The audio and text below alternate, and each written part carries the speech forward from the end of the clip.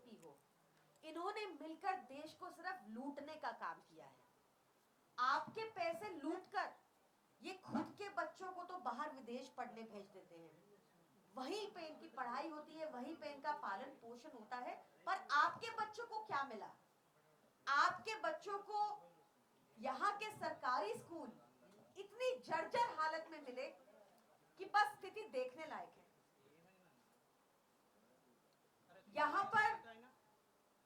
यहाँ पर सरकारी स्कूलों की फीस तो नामुफ्त है, और जो मिडिल क्लास है वो भी आज इतना दुखी है क्योंकि प्राइवेट स्कूलों में भी सिर्फ नर्सरी का एडमिशन 1 साल का ही 3 लाख रुपया लगने लगा है। इतनी भारी फीस है।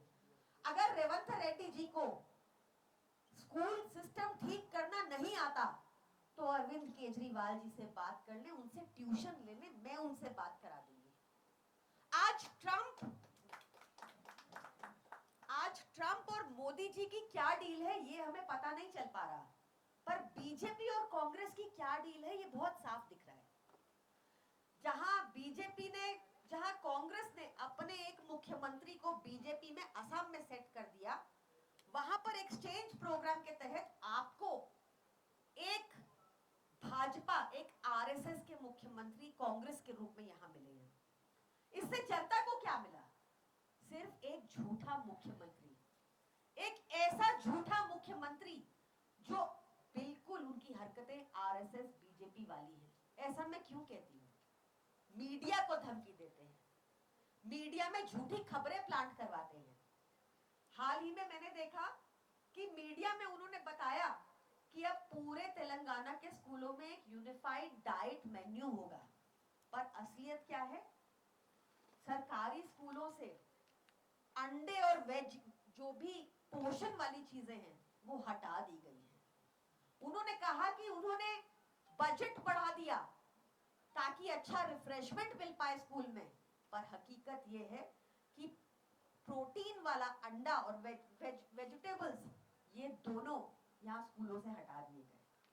असलियत क्या है? जो खाना आज सरकारी स्कूलों में मिल रहा है, 111 बच्चे, एक टीन, पहले इस पे आती हूँ, एक टीन बच्ची, उसकी डेथ हो गई खाना खा के स्कूल में, उसकी मृत्यु हो गई। मुश्किल से एक लड़की पढ़ने जा पा रही थी, बैकवर्ड कम्युनिटी की, बड़े बड़े सपने थे उसके, पर सरकारी स्कूल में खाना खाए और मौत हो गई। हकीकत क्या है कि 111 बच्चे गुरुकुल में पढ़ने गए, खाना खाया और अस्पताल पहुंच गए। क्या गरीब के बच्चों को अमीर के बच्चों जैसी शिक्षा का हक नहीं? आज स्कूल की हालत ये हो चुकी है कि अगर तेलंगाना में बच्चा सरकारी स्कूल में पढ़ने जाता है तो पहले तो भगवान का शुक्र करना चाहिए कि खाना खा के वो बीमार नहीं हुआ। अगर खाना खाने के बाद बच जाता है तो स्कूल का गेट, स्कूल की छत उस पर गिर जाती है। अगर यहां से भी बच जाता है तो बाहर निकल के बड़े बड़े गड्ढे हैं और बच्चे उसमें गिरकर अपनी जान गंवा रहे हैं। पर रेवंत रेड्डी जी आज तक सिर्फ झूठ बोल रहे हैं कि उन्होंने एक डाइट प्लान दे दिया और उसमें वाहवाही बटोरने में लगे हैं। आज हमारे कन्वीनर साहब दीदी सुधाकर जी ये एक टीम को लीड करके एक सरकारी स्कूल में जा रहे हैं जो कि गवर्नमेंट प्राइमरी स्कूल ज्योति नगर बोरा बांडा में स्थित है, जुबली हिल्स के एरिया में। यहाँ की हालत देखिए, स्कूल के गेट के बाहर 10-10 फीट के अनेकों गड्ढे हैं। 6 महीने से ये गड्ढे हैं। हम लोग उनको लिख लिख के थक गए, पर इस गूंगी बहरी सरकार को, गूंगी तो नहीं है, गालियां निकालते हैं आप लोगों को, इस अंधी बहरी सरकार को ये दिख नहीं रहा। आज यहां पर जाकर प्रदर्शन करेंगे ताकि उनको दिख पाए। मॉनसून सीजन आ गया है, बच्चों की जान के साथ खेलना बंद करें।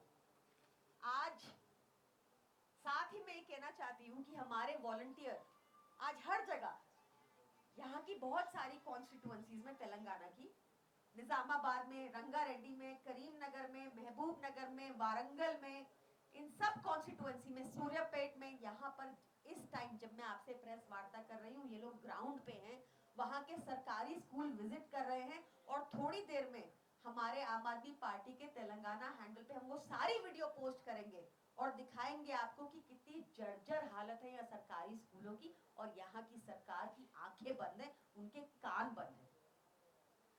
आप मीडिया साथी बहुत पावरफुल हैं और आपसे हमारी उम्मीद ये है कि आप इस बहरी और अंधी सरकार से सवाल पूछें। मुझे पता है कि आप लोगों को गालियां पड़ेंगी, कल भी पड़ी, मुझे पता है पहले भी पड़ी, मुझे पता है वो जवाब में बोलेंगे बतालू उड़ा तीसी कोड़ता, पर मैं उनको बताना चाहती हूँ कि अगर मीडिया अपने पर आ गई तो उनके सारे कपड़े उतर जाएंगे और आरएसएस की हाफ पैंट सबको दिख जाएगी। आप सभी जरूर सवाल करें, तेलंगाना के बच्चों का भविष्य आपके हाथ में भी उतना है जितना विपक्षी पार्टियों के हाथ में। धन्यवाद। And go to this school that I mentioned earlier, I'll name it again, Government Primary School, Jyoti Nagar, Borabanda at Jubilee Hills. मैं आप सबसे रिक्वेस्ट करती हूँ कि ये गड्ढे प्लीज सरकार को दिखाएं। मॉनसून सीजन आ चुका है, बच्चों की जिंदगियों के साथ खेलना अलाउड नहीं है। ये गड्ढे जरूर अपनी सरकार को दिखाएं, उनको जगाएं। धन्यवाद। Thank you.